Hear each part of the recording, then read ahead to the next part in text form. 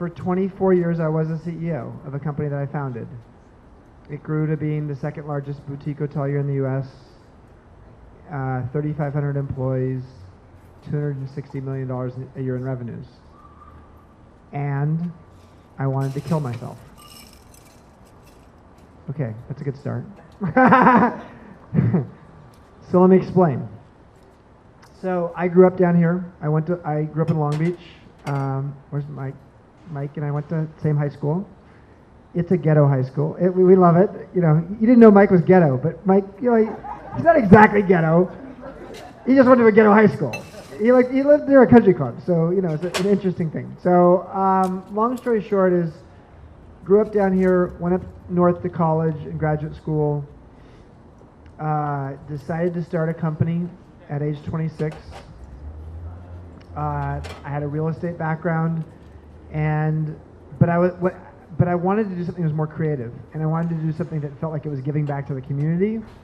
So I decided to start a boutique hotel company. Now in 1986, there were 2 boutique hotel companies in the whole U.S., and so I was creating the third one. There was Ian Schrager, who you probably heard of, and Bill Kimpton, and that was it.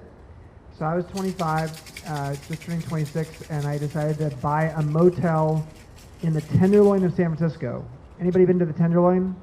Hopefully, yeah, you have. Well, of course you have, Krista.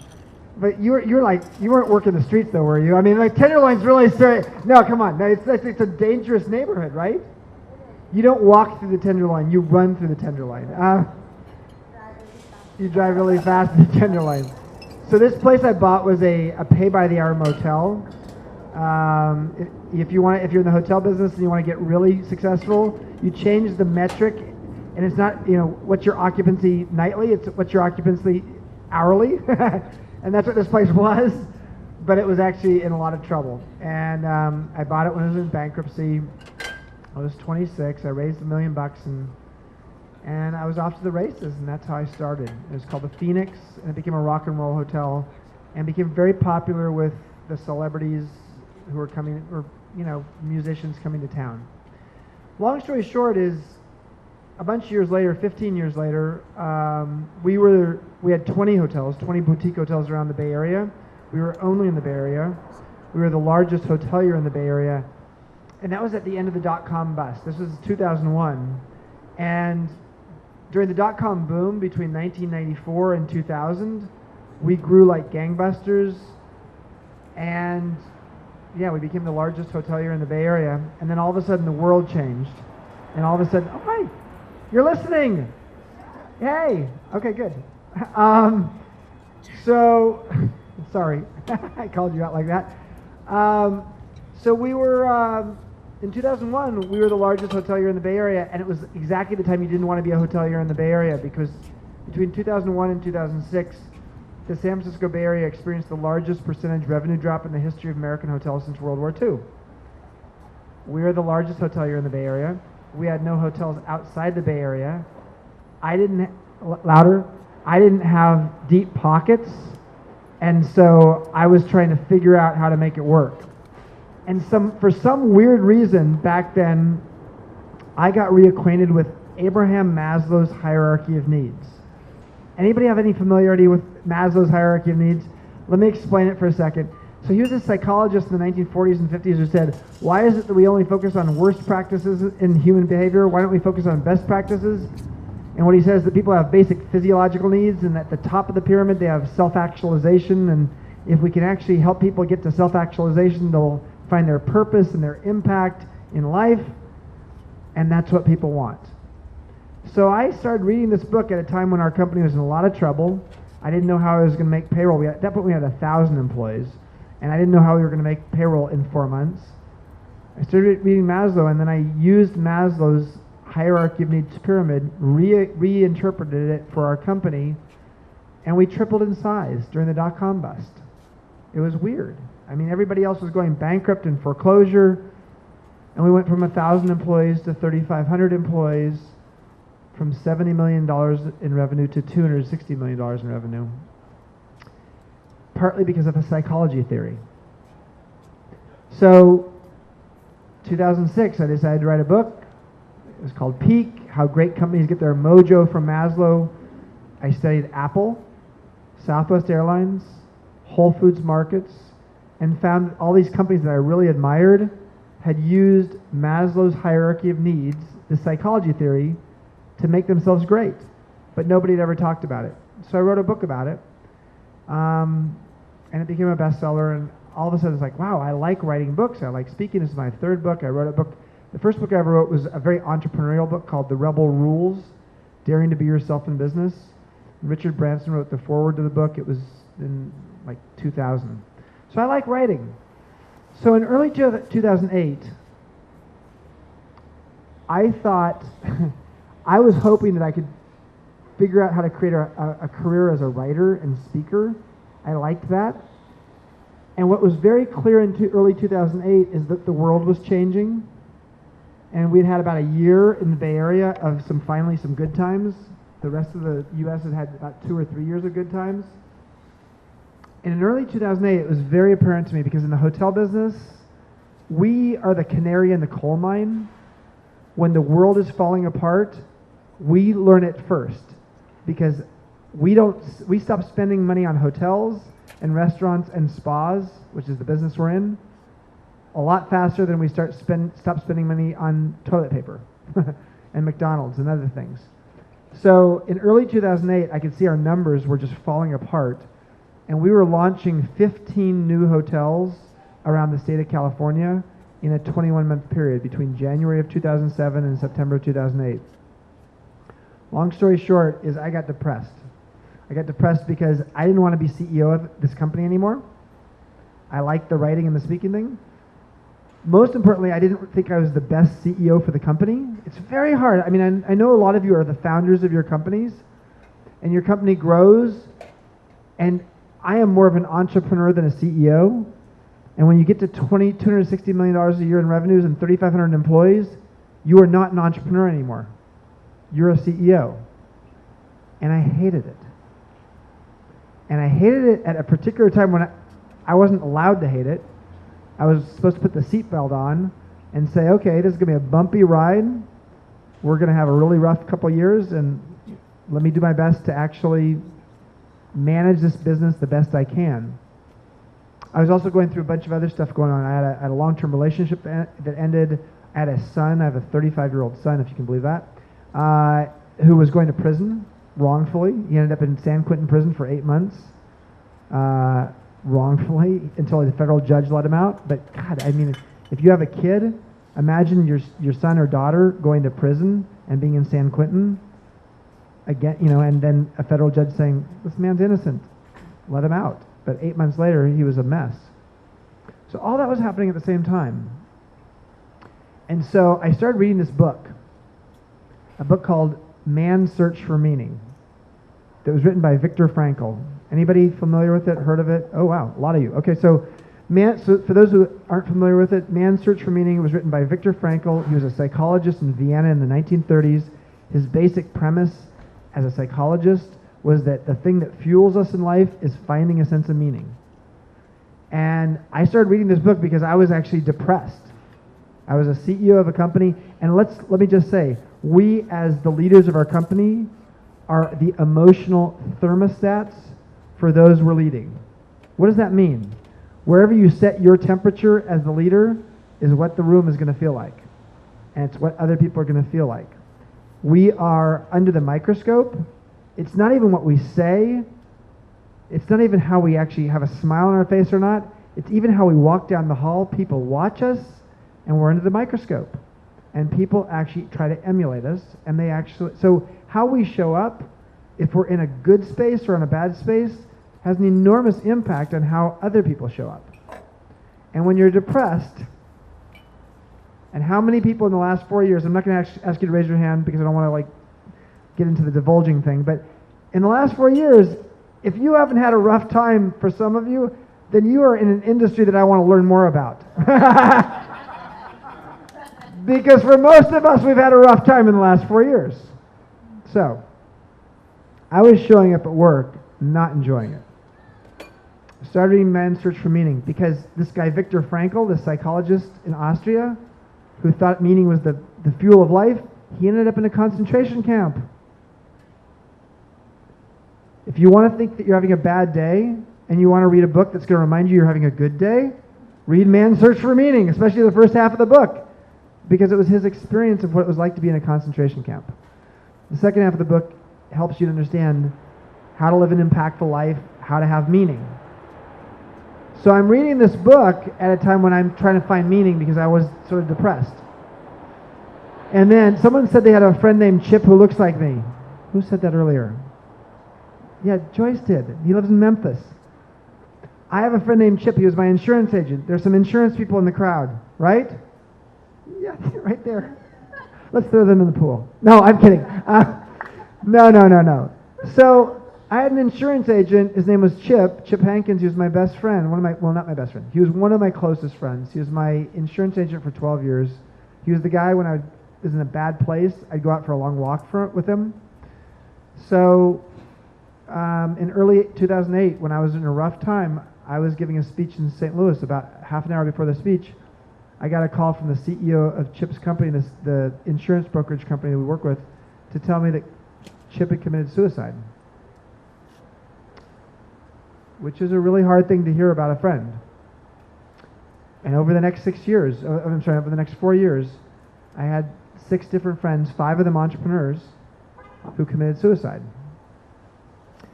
So what I learned from that experience of having a close friend commit suicide, and then a couple more, and then a couple more, is that Viktor Frankl, this guy who wrote the book Man's Search for Meaning, had a very simple 3-sentence component of his book that we all need to hear. Anybody who's an entrepreneur, anybody who stakes their own identity and attaches it to their business, and some of you have done that at some point in your life and maybe doing it today, we need to remember the following 3 sentences from Viktor Frankl. He said, between stimulus and response, there's a space. In that space is our power to choose our response, and in our response lies our growth and our freedom. So let me say it again. Between stimulus and response, between what's happening to you and how you react to it, respond to it, there's a space, if you want to have a space.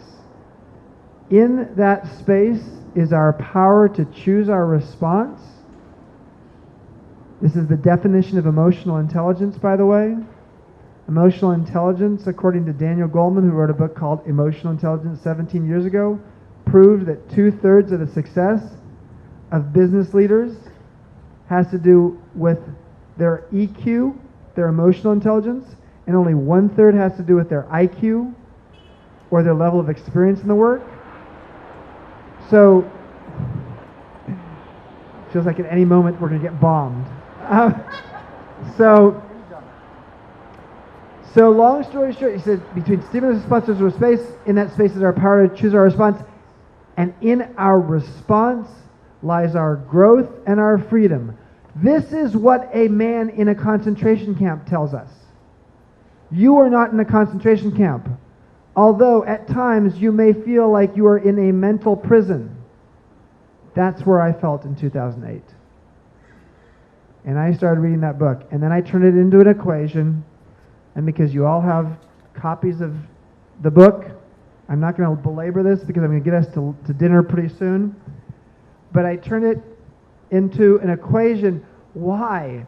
Well, because after my friend Chip committed suicide, and I went to his memorial service, and go to a memorial service for a friend who commits suicide, that's hard. Harder if they have the same name you have. Harder still if you're depressed, and everybody's going up and giving their Chip stories, and it's like, oh. It's like, okay, I will not jump off the Golden Gate Bridge. A month later, there's a guy named Gavin Newsom. He happens to be your lieutenant governor. Gavin Newsom was the mayor of San Francisco, and I went to his bachelor party, mistakenly, in mid-July 2008, like a month after the memorial service of Chip. So if you're the mayor of San Francisco, you have your bachelor party at what's called AT&T Ballpark, which is like Dodger Stadium. In fact, who won last night? Did Giants won 3 in a row? Okay, we're not going to go into that. I'm sorry. So I was at A&T Ballpark where the Giants playing baseball with the mayor of San Francisco and 18 friends. And I hit a ball out to the morning track, and I tried to turn it into an inside the ballpark home run, which I'm really slow, so I can't do that. So I ended up sliding to third base, and I broke my ankle. Okay? Didn't realize at the time that actually I got a cut on my leg, and the cut on my leg got fertilizer in it. Let me tell you, never get fertilizer in your leg, because what happened from that was about a week later, I was in Montana. My leg blew up into the size of 2 legs, and they wanted to amputate it in Hamilton, Montana, in a little, sort of immediate care center that's about the size of that pool.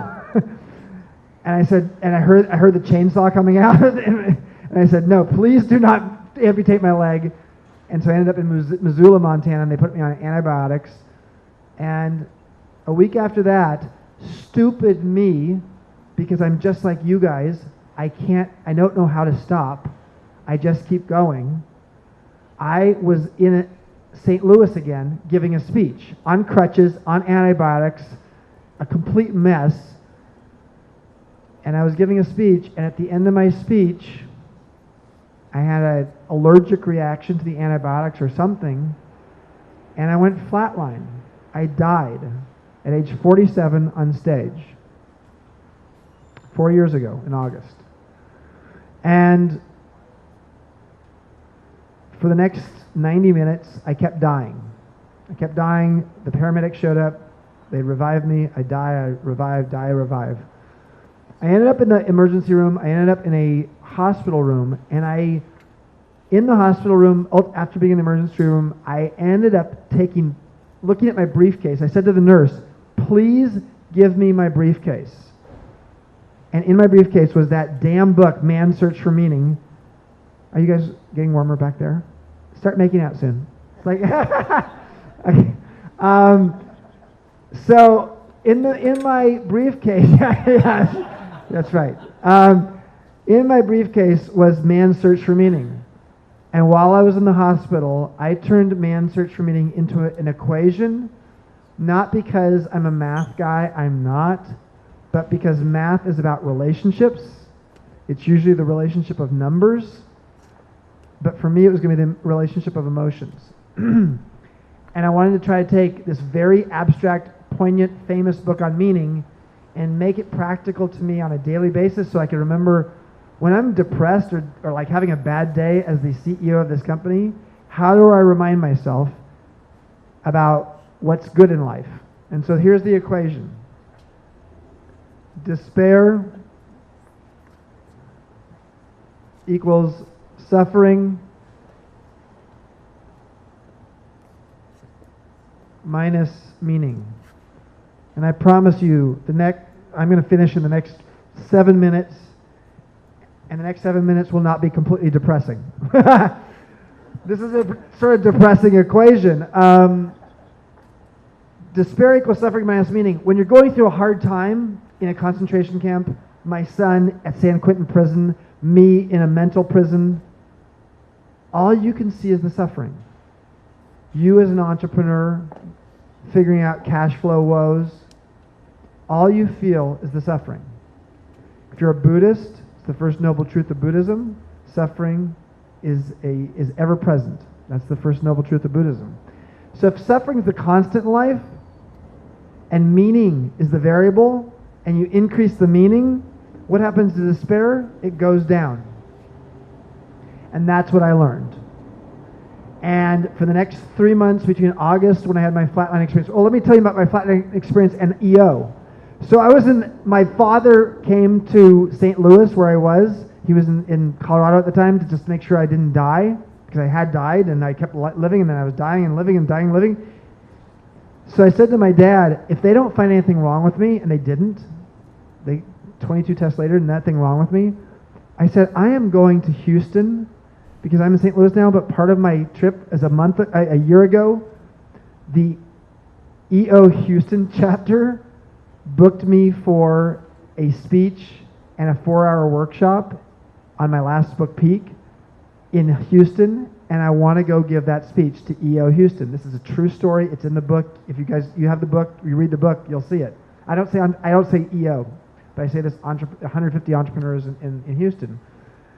So my dad came with me to Houston, to EO Houston, and a day and a half after I went flatline, I gave a 4-hour workshop in Houston, because my sense of calling in life, my sense of meaning was to go out and help people, help entrepreneurs understand themselves better, understand their emotional intelligence, and understand what helped them have a sense of calling in life. Long story short is the next 3 months, I started to figure out what is meaning. How do I find meaning in life? On a daily basis, I would go home at the end of the day and say, what meaning did I find today? What was the emotional experience I had today? Many of us go back to the gym in January after not working out for a few months. And how does it feel about mid-January after you've worked out 3 times? You find out that you have muscles in your body that you didn't know that it existed, that you didn't know you had. That's what happens when you're going through emotional boot camp. You realize you have courage, resilience, independence, a collection of muscles that you had in your body that during difficult times start to feel painful.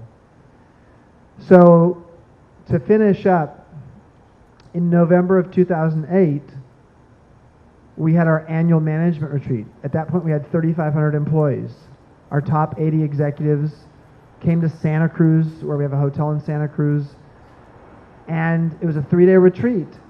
And my senior executives in the company said, Chip, you need to rock it. You need to give the biggest cheerleading speech of all time, because I don't know how you guys are feeling at the end of 2008, going into 2009, but it was scary and depressing because I didn't know what 2009 was going to look like.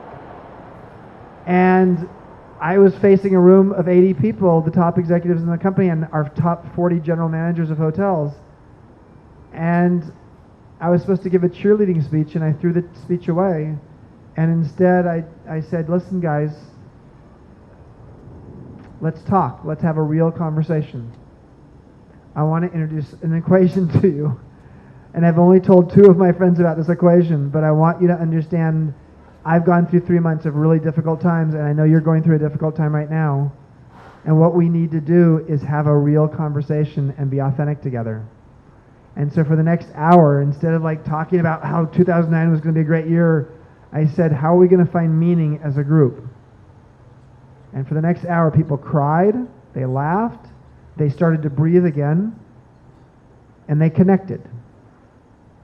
And an hour later, someone came up to me at the end of the talk, and it went really, really well. And someone came up to the end of the talk and said, it was a guy, he said, do you have an equation for jealousy? And then someone else came up and said, do you have an equation for happiness? And someone asked if we have an equation for anxiety. And that was at that very moment when I realized, my God, when we're going through really difficult times, and the last 4 years have been the most difficult economic times since, the Depression, and isn't it interesting that the word we use to describe the worst of economic times, depression, is the word we also use to describe the worst of emotional times, depression. When we're going through times like these, and there's a lot of external chaos, we are looking for some kind of internal logic. Long story short is, the next 2 years, I decided to go out and study emotions. I was the CEO of a company. I ultimately got it to a place where I sold a majority interest of the company to a guy named John Pritzker, who's a billionaire, whose father started Hyatt, and which allowed me to spend more time writing books and speaking and doing other fun stuff. But more importantly, I learned a lot about emotions. And I'm not going to say anything more because I want us to get to eat and see if there's any questions or answers, maybe answers. You'll have questions, maybe. I may have answers, we'll see. But you got a book, and there's a book about there's a chapter on happiness in the book. If you want to understand happiness, understand gratitude. I know you guys talked about gratitude last week. Gratitude has everything to do with happiness. If you want to understand anxiety, there's an anxiety chapter in the book. And let me tell you that number 1 emotion and the most contagious emotion in most organizations is anxiety. Read that chapter. For those of you who think I'm just like, who the fuck is this up here talking about emotions? Read the damn chapter on anxiety, because you have someone in your organization if you don't have it in your own life. And if you don't have it in your own life, you're probably not human. So that's all I'm going to say. I'm going to leave it at that. And I'm going to open it up for questions, see if anybody has any questions. I'll see if I have answers. And then we'll eat and drink and be merry and get naked in the pool. I know.